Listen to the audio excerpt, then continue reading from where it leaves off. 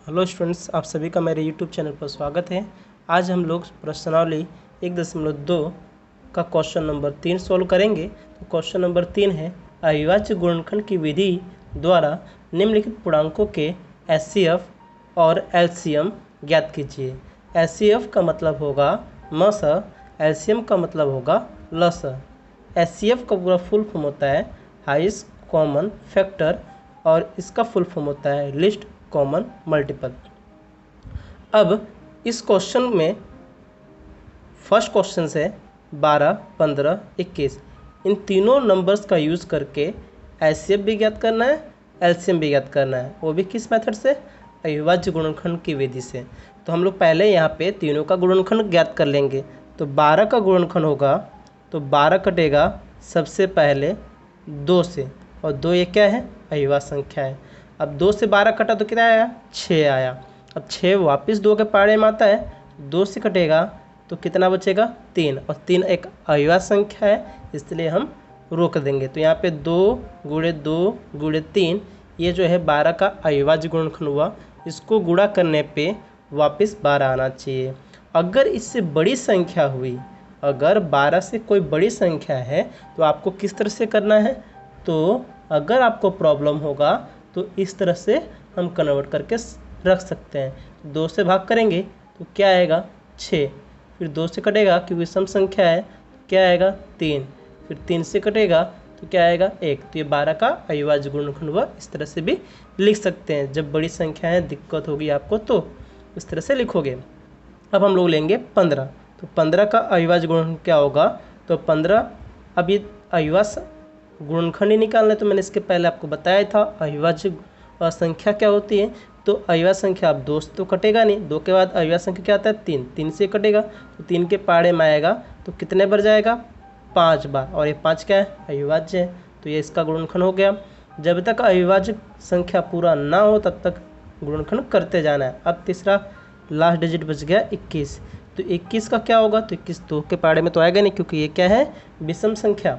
अब 2 के बाद क्या आता है? अविभाज्य संख्या 3, 3 से कटेगा तो 3 से काटेंगे कितने बार जाएगा? 7, और 7 भी क्या है? अविभाज्य संख्या। तो अब इसी का हम लोग क्या ज्ञात करेंगे? एचसीएफ। तो एचसीएफ ज्ञात करेंगे तो लिख लेते हैं यहाँ पे एचसीएफ किसका निकालने हैं? 12, 15 और 21 का। तो हम लोग यहाँ पे लिख लेंगे 12, 15 और 21 का एचसीएफ कितना? तो एचसीएफ का मतलब होता है तीनों में कॉमन, यानी जो है सामान्य गुणनखंड को ही एचसीएफ बोला जाएगा। तो यहाँ पे जो है सामान्य गुणनखंड क्या है? तो इसमें भी 3 दिख रहा है, इसमें भी 3 दिख रहा है, इसमें भी 3 दिख रहा है, तो एचसीएफ हो जाएगा 3। तो ये हमारा फर्स्ट एचसीएफ कंप्लीट हुआ। अब हम लोग निकालेंगे एलसीएम। तो एलसीएम क्या होगा?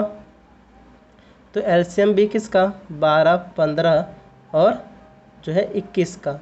तो एलसीएम में जो कॉमन डिजिट है उसको एक बार लिखते हैं। तो कॉमन 3 था तो 3 एक बार आएगा। उसके अलावा क्या बच गया? तो 2, 2, 5, 7। यहाँ दोनों एक ही संख्या का गुणनखंड है, इसलिए हम ये दोनों को काउंट करेंगे। अगर ये 2 यहाँ पे होता, यदि ये 2 यहाँ पे होता तो इसको भी एक बार ही लिखते। अगर यहाँ का गुणनखंड भी 2 होता और यहाँ पे भी 2 होता, तीसरे में नहीं होता, तो 2 को एक ही बार लिखते हैं। बट यहाँ पे देख रहे हैं 12 के गुणनखंड में ही 2 2 बार है और कहीं भी अभी कॉमन दिख नहीं रहा है, इसलिए इस दोनों 2 को लिखेंगे यहाँ पे। तो 2 गुणे 2, अब बच गया क्या? 5 और 7 ना, और उसके साथ में एक कॉमन डिजिट। तो कॉमन डिजिट क्या है तीनों में? 3, 2 2, तीनों में कॉमन 3 बच गया। उसके बाद 5 और 7। अब इनका गुणनफल हो जाएगा, तो यहाँ पे गुणा करेंगे तो 5 दूना 10, 5 दूना 10, तो यहाँ पे लिख लेंगे। और यहाँ पे हो जाएगा 3 दूना 6 और गुणे 7, तो यहाँ 5 दूना 10 हो जाएगा, 10 लिख लिया। 3 दूना 6, 6 गुणे 7, 6 सत्ते 42, और 42 गुणे 10 हो जाएगा तो क्या आ जाएगा? 420। तो ये हमारा एलसीएम हो गया। अब हम लोग स्टार्ट करेंगे क्वेश्चन नंबर 2। तो क्वेश्चन नंबर 2 है 17, 23 और 29। अब यहाँ पे 17 का गुणनखंड क्या होगा?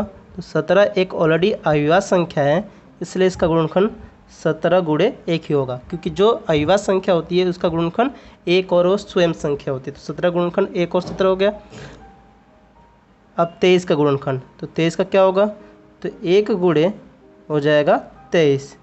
अब उसके बाद क्या है 29, तो 29 का क्या हो जाएगा, तो 1 गुणे 29, क्योंकि ये सब अविभाज्य संख्या था इसलिए सब में सामान्य गुणनखंड क्या दिख रहा है, 1 दिख रहा है। तो यहाँ पे HCF इन तीनों का 17, 23 और 29 का हो जाएगा, तीनों में सामान्य गुणनखंड दिख रहा है 1, तीनों में आपको दिख रहा होगा 1, कुछ नहीं दिखता है तो 1 होता है, राइट। और ये क्वेश्चंस 1 मार्क्स में भी पूछा जा सकता है एग्जाम में कि जो है अविभाज्य संख्या दी गई सभी संख्या अविभाज्य, तो उसका HCF क्या होगा, LCM क्या होगा। तो HCF हमेशा 1 होगा, चाहे कितनी भी अविभाज्य संख्या हो। तो 2 या 2 से अधिक अविभाज्य संख्याओं का मौसा यानी HCF हमेशा 1 होता है। और लौसा यानी LCM क्या होता है, तो उनका गुणनफल होता है। तो 17, 23 और 29 का LCM क्या होगा, तो आप सॉल्व करोगे तो मल्टीप्लाई करने पर यानी गुणा करने पे क्या आएगा, गुणा करने पर आ रहा है 11, 33, 9। तो ये हमारा आंसर हुआ है 11,339। अब ये हमारा LCM और HCF क्या आया 1, तो दोनों हमारा आंसर कंप्लीट। अब क्वेश्चन नंबर 3 स्टार्ट करेंगे। तो क्वेश्चन नंबर 3 क्या है भाई, तो क्वेश्चन नंबर 3 है 8, 9 और 25, इसका भी क्या निकालना है, LCM और HCF। तो 8 का गुणनखंड क्या हो जाएगा, तो 8 का गुणनखंड होगा, तो 8 2 से 3 बार कटेगा क्योंकि 2 का घन होता है। 9, तो 9 ये 3 का वर्ग होता है, इसलिए 3 से 2 बार कटेगा। ध्यान रखना है सभी जो भी नंबर हुए ये सभी नंबर क्या होना चाहिए, अविभाज्य दिखना चाहिए, राइट। अब 25, तो 25 का क्या हो जाएगा, तो हो जाएगा 5 गुणे 5, क्योंकि 5 का वर्ग होता है। अब यहाँ पे HCF निकालेंगे, तो HCF किसका, तो 8, 9 और 25 का। सब में सामान्य क्या दिख रहा है, तो कुछ भी कॉमन नहीं दिख रहा होगा, कुछ भी कॉमन दिख रहा है नहीं, तो क्या होता है मैंने बताया था 1, कुछ भी सामान्य गुणनखंड ना हो तो 1 लिखते हैं, 1 लिखते हैं। और अब LCM क्या हो जाएगा, तो LCM 8, 9 और 25 का, तो इसमें दिख रहा होगा यहाँ पे 2 है, तो क्या और किसी में 2 दिख रहा है, नहीं दिख रहा है। ये 2 है तो और किसी में दिख रहा है, नहीं। ये 2 दिख रहा है किसी में, नहीं। तो इसलिए तीनों 2 को यानी 2 गुणे 2 गुणे 2 लिख लेंगे। 3 दिख रहा है किसी में, नहीं। ये 3 दिख रहा है किसी में, नहीं, इसलिए दोनों 3 को लिख लेंगे 3 गुणे 3। 5 भी नहीं दिख रहा है तो 5 गुणे 5, यानी कुछ कॉमन नहीं है और जो है सब टर्म्स सिंगल टाइम्स रिपीट हो रहा है, तो यहाँ पे लिख दिया। अब गुणा कर देंगे, तो गुणा करने पे क्या आएगा, तो गुणा 8 गुणे 9 आएगा 72, 72 गुणे 25 इक्वल टू कितना आ जाएगा, तो 72 गुणे 25 आ रहा है 1800। क्या आ रहा है, 1800। अगर आपको इसमें दिक्कत हो रही है क्या करने का, 25 गुणे 8 करना, तो 25 8 कितना हो जाएगा, 25 चौका 100, 25 चौका 100, 200 हो गया। 200 गुणे 9, तो 9 दूना 1800, ये हमारा LCM हो गया। तो हमारे दोनों आंसर कंप्लीट हो गए। अब हम चलेंगे पॉइंट नंबर 4 पर। क्वेश्चन नंबर 4 है HCF 306 और 657 बराबर 9 दिया गया है, तो इसका LCM क्या होगा। तो इसके हल में हम लोग लिखेंगे, तो यहाँ पे ऑलरेडी पहले से हमको HCF दे दिया गया है, तो यहाँ पे लिखेंगे HCF AB गुणे LCM AB बराबर A गुणे B, ये सूत्र होगा। तो यहाँ पे हम लोग मान लेंगे, माना A बराबर 306 और B बराबर 657, ये दोनों मान लिया। अब इस सूत्र के अनुसार हम लोग सब कीमत रख देंगे, तो यहाँ पे हो जाएगा HCF A और B का आंसर क्या, तो 306 और 657 गुणे एलसीएम, तो एलसीएम ए का आंसर क्या 306 और बी का आंसर क्या 657 बराबर ए गुणे बी, तो ए का आंसर कितना 306 गुणे बी का आंसर कितना 657। आपको ध्यान रखना चाहिए ये क्या है सूत्र है, इस सूत्र की मदद से हम लोग याद कर सकते हैं। अब हमें एचसीएफ का आंसर दे दिया है, कितना दे दिया है यहाँ पे, तो एचसीएफ का आंसर दिया हुआ है 9, तो इसके जगह पे क्या लिख देंगे 9 गुणे एलसीएम किसका 306 और 657 बराबर 306 गुणे 657। अब ये 9 इसका क्या कहलाएगा सहगुणक, इसका क्या कहलाएगा सहगुणक, तो सहगुणक कहाँ जाता है बटे में, तो एलसीएम किसका तो 306 और 657 बराबर सहगुणक चला जाएगा बटे में, तो 306 गुणे 657। आपको ध्यान रखना है यहाँ पे गुणा नहीं करना है, गुणा करोगे तो बेफालतू का वर्ग ज़्यादा हो जाएगा, तो यहाँ पे हमने ऐसे गुणा किया और सहगुणक लाकर बट्टे में रख दिया। अब 9 से हम भाग करेंगे, तो 306 को 9 से भाग करेंगे तो कितना आएगा भाई, तो यहाँ पे काटेंगे 9 त्रिक क्या हो जाएगा 27, तो यहाँ पे आ जाएगा 3 बार पढ़ा पड़ा तो 3, अब यहाँ पे 27 घटेगा तो 3 और 6 हो गया, तो 9 चौक 9 से भाग करेंगे तो 9 चौक 36। अब यहाँ पे आया 34 गुणे 657। अब इनको गुणा करेंगे तो आंसर आएगा 34 गुणे 657, तो आंसर आ रहा है 22 33 8 22,338, ये हमारा आंसर हुआ। तो लास्ट में लिख देंगे कि एलसीएम किसका 306 और 657 बराबर 22 33 8, ये हमारा आंसर है। बहुत सारे लोग इसको शॉर्ट में बताते हैं, तो शॉर्ट में भी लिख सकते हैं, लेकिन हमें एग्ज़ाम में मार्क्स काटने का बिल्कुल भी मौका नहीं देना है, इसलिए इसको दम व्यवस्थित लिखना है। तो मैंने आपको दम अच्छी तरह से सॉल्व करके बताया, तो यहाँ पे जो है इसलिए का भी सिंबल यूज़ कर सकते हो। तो हमारा क्वेश्चन ख़त्म हुआ। अब हम चलेंगे क्वेश्चन नंबर 5 पर। क्वेश्चन नंबर 5, जांच कीजिए कि क्या प्राकृतिक संख्या n के लिए संख्या 6 का घात n अंक 0 पर समाप्त होता है। तो हल में लिखेंगे किसी भी संख्या का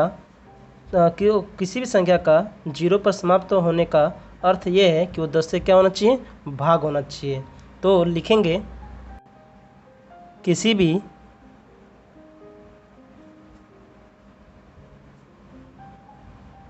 संख्या का अंतिम अंक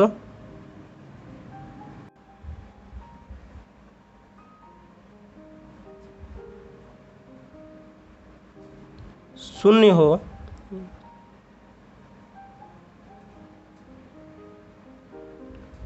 तो वह 10 से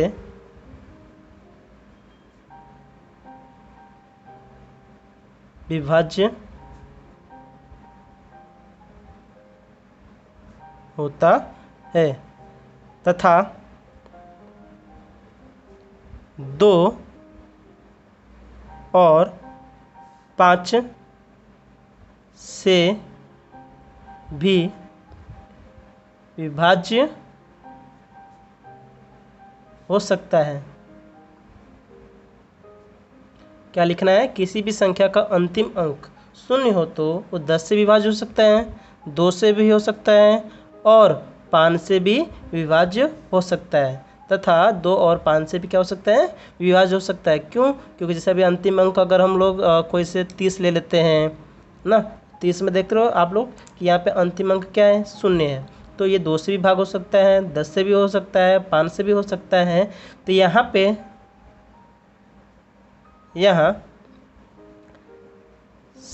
संख्या 6 का घात n दिया गया है, तो 6 का n घात का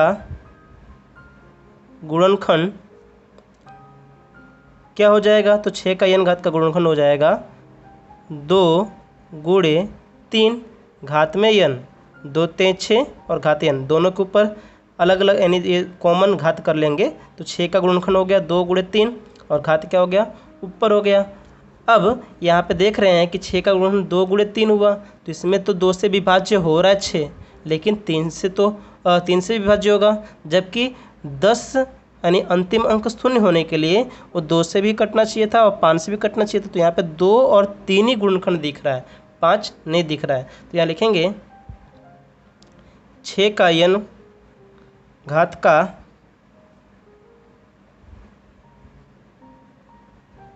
गुणनखंड 2 और 3 है, इसलिए 6 का n घात अंक शून्य पर समाप्त नहीं होगा, क्योंकि 6 का n घात का गुणनखंड क्या हुआ, 2 और 3, तो इसलिए 6 का n घात शून्य पर समाप्त नहीं होगा, क्योंकि इसमें जो है इसका गुणनखंड 2 और क्या होना चाहिए था, 5 होना चाहिए था। तो इस तरह से आप स्टेटमेंट थोड़ा सा चेंज भी करके लिख सकते हो, तो हमारा आंसर ये पूरा हुआ। और आप इसको समझकर अलग तरीके से भी लिख सकते हो, क्योंकि यहाँ पे 6 और जो है 6 का गुणनखंड 2 और 3 आ रहा है। अगर यहाँ पे 2 और 3 के अलावा यानी जो है 3 के अलावा 5 आया होता तो इसका अंतिम अंक शून्य हो सकता था। अब इसको मैं एक तरह से एग्जाम्पल के तौर पे भी आपको समझा दे रहा हूँ। जैसे यहाँ पे हमने लिया 6 का n घात, राइट। अब यहाँ पे n क्या है, प्राकृतिक संख्या। तो प्राकृतिक संख्या होता क्या है, तो 1 2 3 4 5 ये सब क्या है, प्राकृतिक संख्या है। अगर मैं n की कीमत 1 इसके ऊपर रखूँगा तो 6 का 1 घात कितना हो जाएगा, 6 हुआ, तो अंतिम अंक शून्य आया, नहीं आया। अब यहाँ पे 6 का मैं 2 घात रखता हूँ, तो 6 का 2 घात क्या हो रहा है, 36, तो अंतिम अंक शून्य आ रहा है, नहीं आ रहा है। इसी तरह से यहाँ पे 6 का अगर मैं 3 घात रखता हूँ तो क्या आएगा, 216, अंतिम अंक शून्य आ रहा है, नहीं आ रहा है। तो यहाँ लिखा हुआ था सवाल के अंदर कि किसी भी संख्या 6 का घात n के लिए ना, n क्या है, प्राकृतिक संख्या, ऐसा लिखा था स्टार्टिंग में कि n क्या है, प्राकृतिक संख्या। तो 6 का घात n के लिए अंतिम अंक शून्य हो सकता है, तो नहीं हो सकता, क्योंकि यहाँ पे 6 का घात n यानी प्राकृतिक संख्या रखा 6 के घात के ऊपर, तो यहाँ पे अंतिम अंक शून्य नहीं प्राप्त हो रहा है। इसी चीज़ को यहाँ पे हमने लिखकर समझाया, और भी आप इस तरह से समझकर लिख सकते हो। और अब हम चलेंगे क्वेश्चन नंबर 6 पर।